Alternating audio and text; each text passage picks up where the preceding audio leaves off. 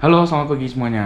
Udah masuk ke hari ke-6 dan saya sudah di Tarutung mau ngegas ke mungkin Tapak Tuan Provinsi Aceh. Jadi memang saya baru bangun jam segini karena rute kemarin tuh rute terberat menurut saya. Jadi dari Bukit Tinggi sampai dengan ke Tarutung itu cuaca yang membuat perjalanan itu jadi agak lumayan berat gitu. Sebenarnya treknya bagus, CP rock oke segala macam. Jadi saya istirahat banget teman-teman. Saya butuh kalau nggak bisa mungkin drop. Jadi hari ke-6 ini kita akan ke Bukit Cibea-Bea. Gimana keseruan perjalanan ini dan nanti berakhir mungkin di Tapak Tuan atau Meulaboh. Antara itu, kalau kuat Meulaboh, kalau nggak kuat ya Tapak Tuan. Tapi sepintas sepertinya mungkin ke Tapak Tuan gitu teman-teman. Ya, ikuti terus perjalanannya dan saya yakin ini perjalanan akan bagus banget. Oke, saksikan terus. Selamat datang kembali di episode perjalanan saya dari Jakarta menuju kilometer 0 Sabang. Hari ini sudah memasuki hari ke-6. Saya bermalam di kota Tarutung dan menuju ke arah Blangpi di Provinsi Aceh. Pada hari ini, akhirnya saya akan memasuki provinsi terakhir. Sebelum akhirnya saya akan menginjakan kaki ke kilometer 0. 1000 rasa yang ada di dalam hati bercampur aduk. Banyak tempat-tempat indah pada episode kali ini yang akan saya lewati. Dan saya berharap teman-teman bisa menyimak sampai akhir tanpa skip. Karena pemandangan dan perjalanan yang indah berada di akhir-akhir video. Mohon maaf dan izinkan saya untuk memberikan gambaran perjalanan untuk episode 7 ini dalam tayangan yang cukup panjang. Sedikit mengenai kota Tarutung, di mana saya bermalam pada hari ke-5 menuju hari ke-6. Kota Tarutung cukup sejuk dan memiliki banyak sekali tempat destinasi wisata. Yang paling terkenal adalah pemandian air soda. Tempat ini dibilang sangat unik, karena pemandian air soda hanya ada 2 di dunia, yakni di Tarutung dan di Venezuela. Artinya, pemandian air soda Tarutung ini adalah pemandian air soda satu-satunya di Indonesia. Setelah dari Tarutung ini pun saya bergegas menuju ke utara, yakni ke arah Danau Toba. Kira-kira dari Tarutung menuju Danau Toba akan menghabiskan jarak sekitar 112 km atau kira-kira setara dengan jarak Bogor ke Bandung. Terbilang cukup terjangkau dan saya pun start pagi ini dari jam 8 pagi.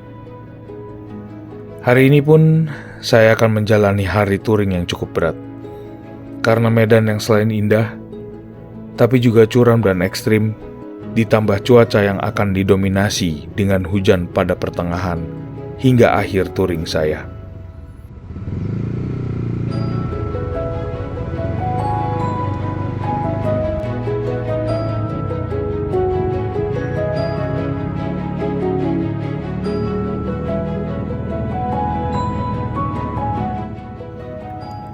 Kota pertama yang akan saya temui setelah keluar dari Tarutung dalam tayangan kali ini adalah kota Siborong-Borong, di mana kota Siborong-Borong ini jaraknya sangat dekat dengan Bandara Silangit dan kota Balige.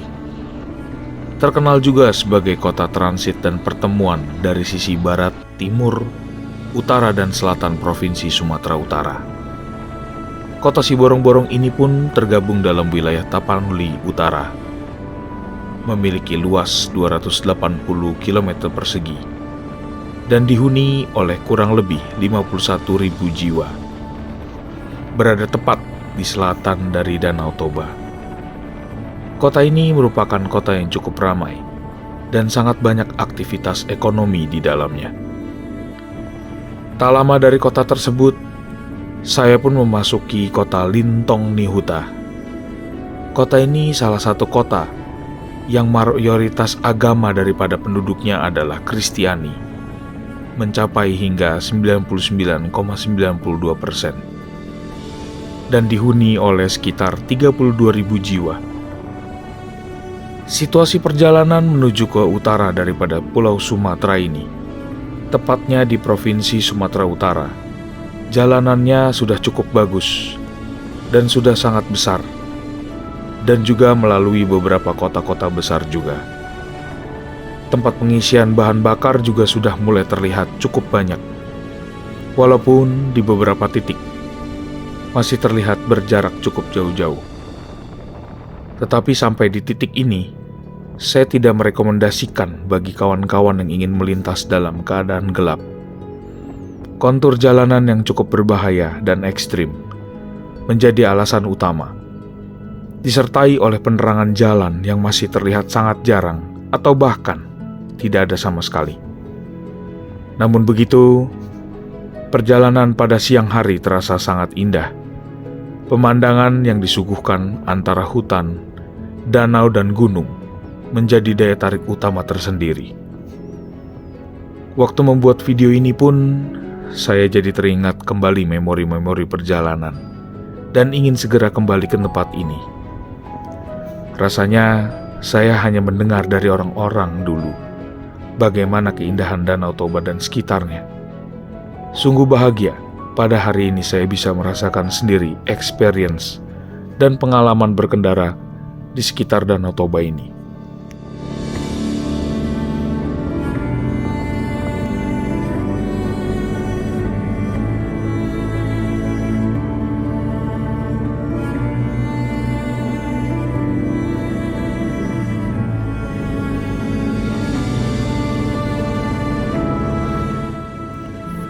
Perhentian saya selanjutnya akan mencapai ke Bukit Sibeabea. Bukit Sibeabea ini sangat viral di media sosial dan saya ingin sekali untuk mengunjungi area ini. Area ini sejatinya adalah bukit tanpa akses sebelum menjadi terkenal karena wisata religinya, yaitu adalah patung Yesus Kristus setinggi 61 meter. Dan mengalahkan patung Yesus yang ada di Rio de Janeiro, Brazil. Patung ini sejatinya dibuat untuk menjadikan Danau Toba dan Bukit Sibeabea sebagai ikon dunia. Selain landscape-nya yang menarik, tempat ini juga cukup terbilang sejuk karena berada di 1021 meter di atas permukaan laut. Diresmikan sekitar bulan Juni 2022 dan selesai dibangun hingga akhir 2021. Bukit Sibeabea ini menjadi daya tarik utama wisatawan di daerah ini. Bersebelahan langsung dengan Bukit Holbung dan beberapa destinasi wisata yang indah lainnya, menambah daya tarik dari Bukit Sibeabea ini. Saya sendiri pun mengetahui Bukit Sibeabea dari media sosial yang dibagikan dalam reels ataupun shorts video. Dan begitu saya bandingkan dengan aslinya, ternyata jauh lebih indah daripada yang divisualisasikan oleh kawan-kawan dalam media sosial. Saya sangat merekomendasikan bagi teman-teman yang ingin berkunjung ke area Danau Toba untuk sekalian mampir ke Bukit Sibeabea. Sebelumnya, Indonesia juga telah memiliki bangunan patung Yesus Buntu Burake setinggi 23 meter di Toraja, Sulawesi Utara. Dan patung Yesus memberkati yang ada di Manado dengan tinggi yang mencapai 30 meter. Tetapi patung Yesus yang ada di Bukit Sibeabea ini cukup spesial karena menjadi patung Yesus yang paling tertinggi di dunia. Perjalanan menuju Bukit Sibeabea adalah kurang lebih 13 km dari jalan utama. Kita akan memasuki kawasan wisata dengan berbelok ke arah jalan menuju bukit tersebut dengan menuruni jalanan perbukitan. Dalam perjalanan ini pun, kita sudah disuguhkan pemandangan yang sangat baik. Patung Yesus yang menjulang sudah kelihatan samar-samar dari kejauhan. Ditambah Danau Toba yang besar bisa kita lihat dari atas bukit, menambah daya tarik.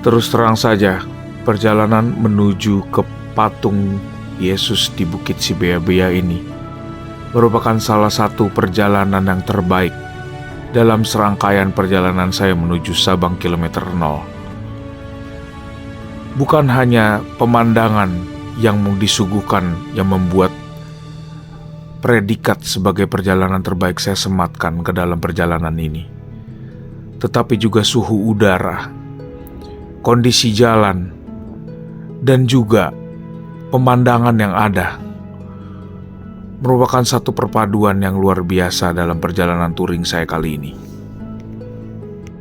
Saya rasa tidak banyak landscape atau kontur pemandangan yang disuguhkan yang hampir sama atau mirip dengan yang saya lihat di Bukit Sibea-bea ini.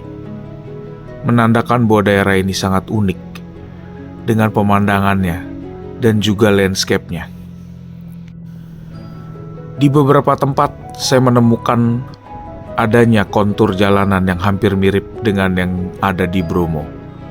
Saya sangat menyarankan untuk teman-teman memeriksa kesehatan kendaraan untuk memastikan keselamatan perjalanan teman-teman.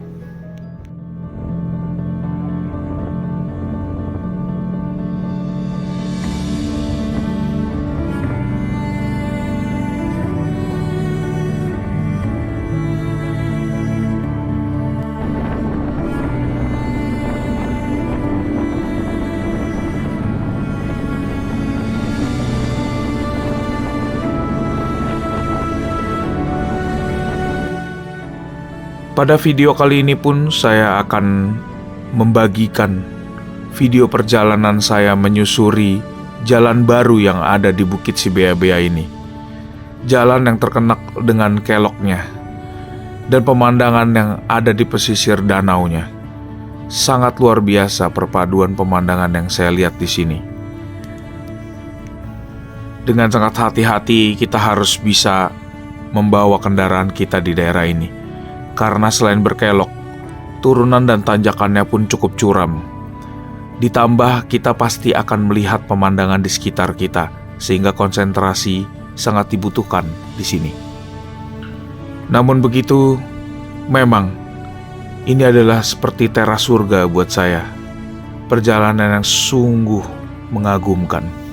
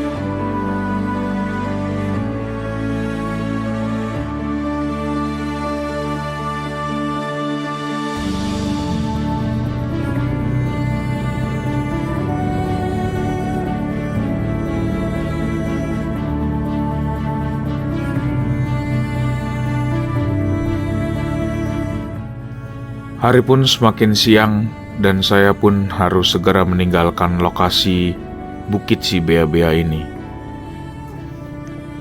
Perjalanan yang tidak akan pernah saya lupakan. Ini harus saya tinggalkan saat ini. Tetapi sudah ada niat dalam hati.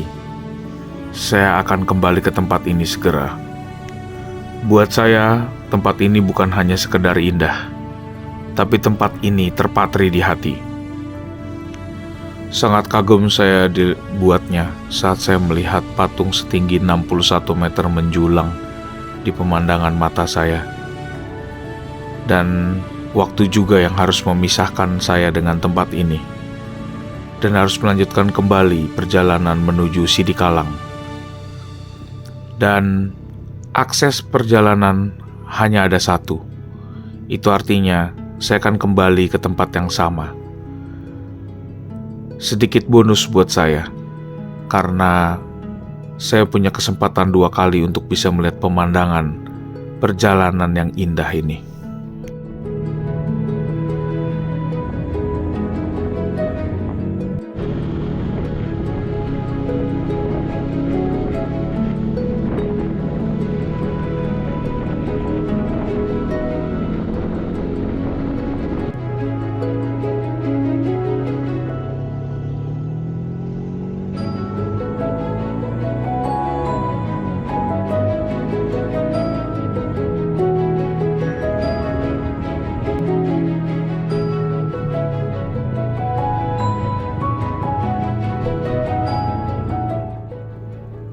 Saat ini saya sudah harus meninggalkan lokasi wisata Bukit si Bea-Bea yang indah dan kembali ke jalan utama melalui jalan yang sama menuju kota Sidikalang. Meskipun cukup sedih harus berpisah dengan lokasi ini, tetapi di saat yang sama saya pun ada rasa semangat yang tinggi untuk bisa cepat menuju ke provinsi terakhir sebelum saya harus menginjakkan kaki saya di kilometer 0 Sabang. Provinsi yang tidak pernah terpikir oleh saya sebelumnya saya akan injak, yaitu adalah Bumi Nangro Aceh Darussalam. Dan perjalanan menuju ke arah utara sebelum Sidikalang pun jalanan ini sangat indah dan sangat menarik untuk para pemotor yang melintas, karena jalanannya sangat berkelok dan sangat mulus, membuat perjalanan sangat menarik.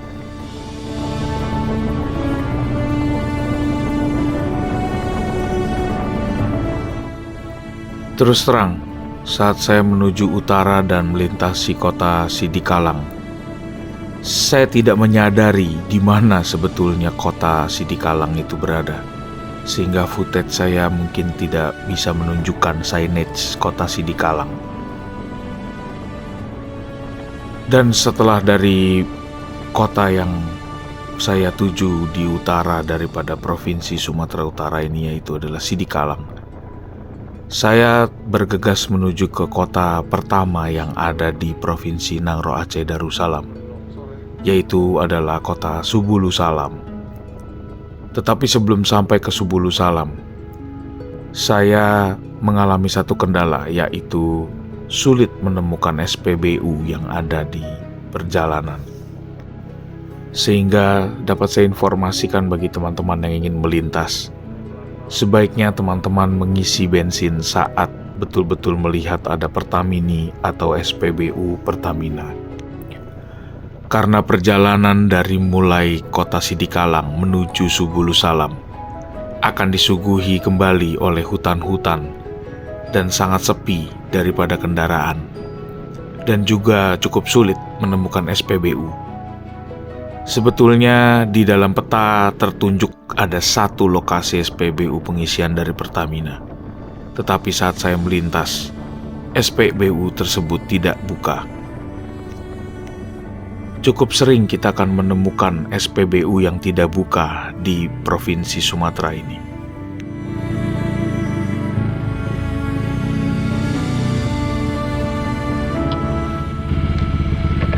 Full tank abang? Ya.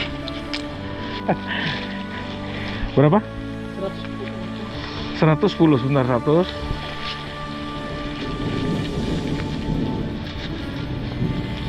Makasih ya. Iya, sama-sama.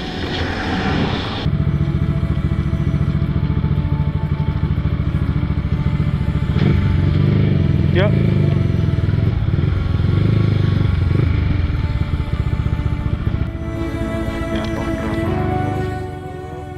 Saat saya melintas di Subulu Salam ini, atau tepatnya di hari ke-6 ini, merupakan hari terakhir di bulan puasa atau di bulan Ramadan.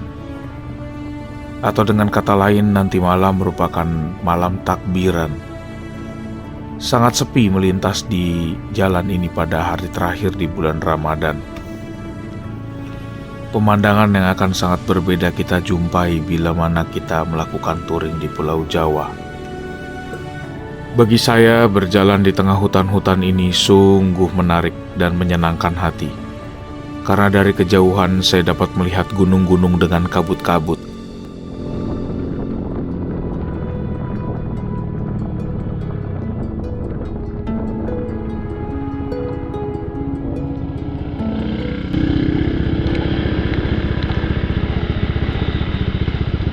Ya, elah. Lagi ngindarin supaya jangan nyetandarin. Ya, terus kalian. Taking with care, nggak boleh keburu-buru. Ayo.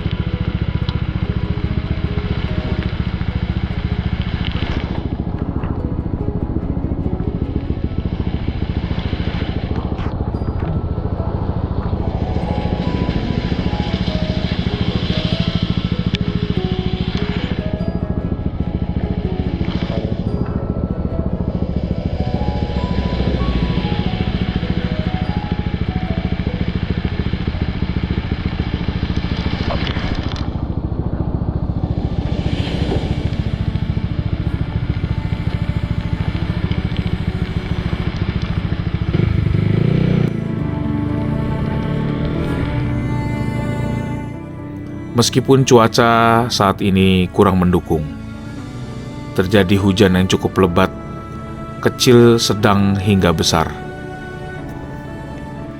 Tetapi hal tersebut tidak menyurutkan semangat saya untuk menginjakan kaki saya di bumi Nangro Aceh Darussalam. Memang sempat terbesit dalam rencana perjalanan saya. Saya ingin sekali merasakan Idul Fitri di provinsi yang paling muslim di Indonesia.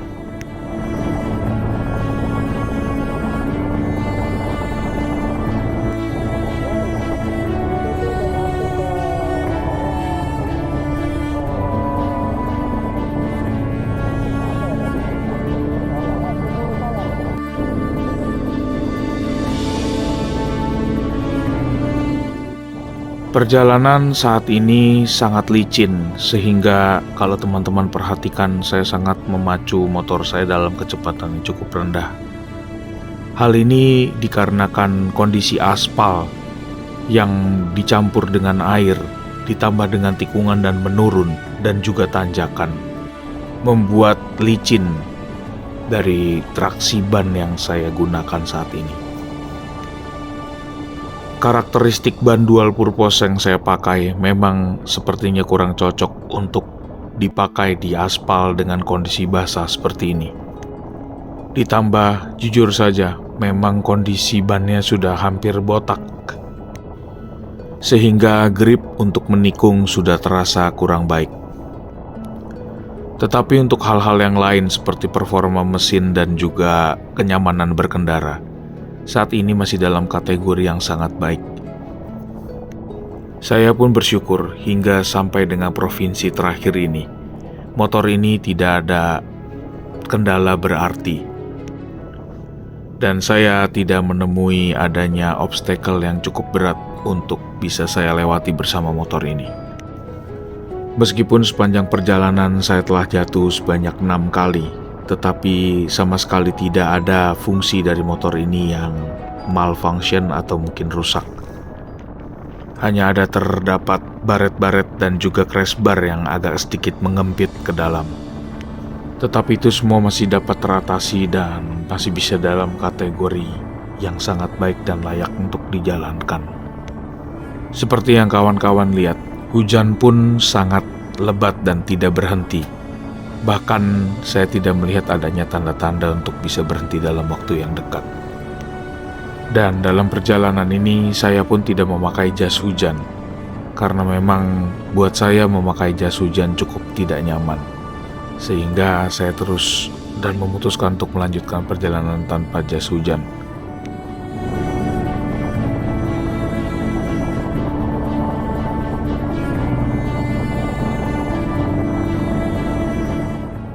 Setelah memasuki Provinsi Aceh, kita pun disuguhi oleh pemandangan perjalanan yang berbeda.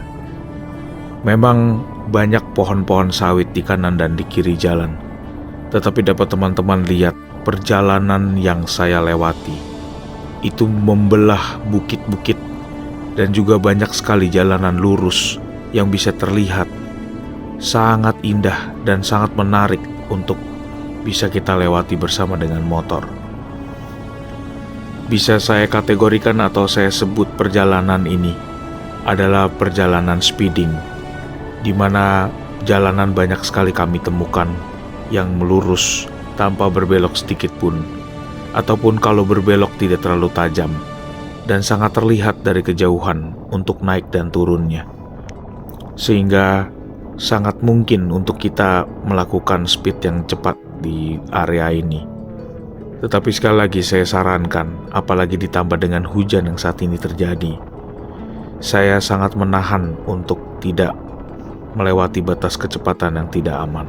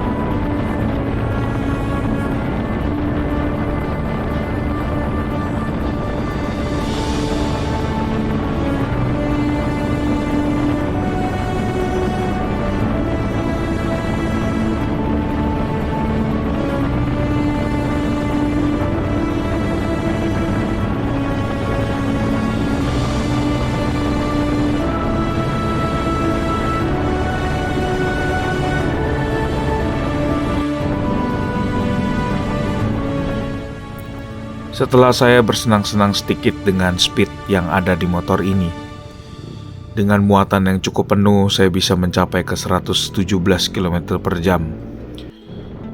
Akhirnya tanpa terasa saya pun sudah sampai ke satu kota yang luar biasa besar juga di daerah ini, yaitu adalah kota Tapak Tuan. Tapak Tuan juga merupakan ibu kota dan pusat pemerintahan dari Kabupaten Aceh Selatan. Tapak Tuan merupakan wilayah kota tingkat kecamatan yang juga dikenal dengan sebutan Kota Naga. Kota ini juga merupakan sekaligus sebagai kota penghasil perkebunan pala yang cukup besar Dimulai dari kota ini, sebelah kanannya adalah Taman Nasional Gunung Leuser, di mana Taman Nasional ini juga merupakan taman hutan lindung tropis yang ada di Pulau Sumatera ini. Dinamakan Tapak Tuan karena terdapat sebuah tapak kaki raksasa dengan lebar 2,5 meter dan panjang 6 meter yang berada di Gunung Lampu atau di deretan pegunungan Gunung Lampu, tepat di bibir pantai. Untuk dapat mencapai jejak kaki raksasa ini, para wisatawan harus berjalan kaki melewati batuan karang yang ada di pesisir pantai. Sebetulnya rencana awal saya akan mencari penginapan di sekitar sini. Tetapi karena saya lihat waktu kelihatannya masih cukup untuk terus melanjutkan ke arah utara, saya pun melewati kota ini dan terus menuju ke utara. Perjalanan saya pun nanti akhirnya akan berakhir di kota Blangpidi yang ada di Aceh.